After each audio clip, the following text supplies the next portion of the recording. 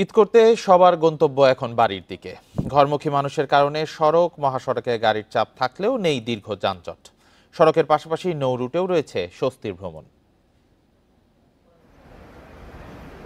ঢাকা ময়মনসিংহ ঢাকা টাঙ্গাইল মহাসড়কে যাত্রীদের ভিড় রয়েছে। সড়কে বেড়েছে যানবাহনের চাপও।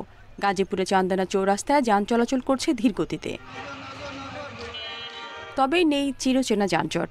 অনেকটা স্বস্তি নিয়ে গন্তব্যে যেতে পারছেন সাধারণ মানুষ। ঢাকা মাওয়া এক্সপ্রেসওয়েতেও যানবাহনের চাপ কম। বাসের পাশাপাশি প্রাইভেট কার ও মোটরসাইকেল নিয়েও ছুটছে দক্ষিণবঙ্গের মানুষ। এদিকে ঢাকা টাঙ্গাইল যমুনা সেতু মহাসড়কে স্বাভাবিক গতিতেই চলছে যানবাহন। রাস্তাঘাট এবার খুবই সুন্দর, ক্লিয়ার, গাড়ি ঘোড়া চালায় কোনো সমস্যা নাই, যানজট নাই। কুড়িগ্রাম গেছিলাম, কুড়িগ্রাম থেকে আসলাম, কোনো যানজট নাই। অনেক খুশি হয়েছি, আমরা তাড়াতাড়ি আসতে পারতেছি, তখন অনেক ভালো লাগতেছে। আগের চেয়ে অনেক তাড়াতাড়ি আসতে পারতেছি এখন। ঢাকা চট্টগ্রাম মহাসড়কে যান চলাচল স্বাভাবিক রাখতে পুলিশের টহল জোরদার করা হয়েছে।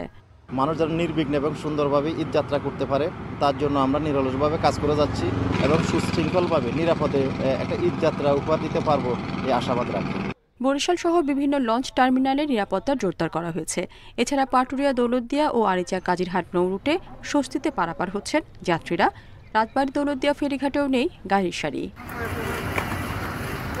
রেশমি নন্দী, ইন্ডিপেন্ডেন্ট নিউজ।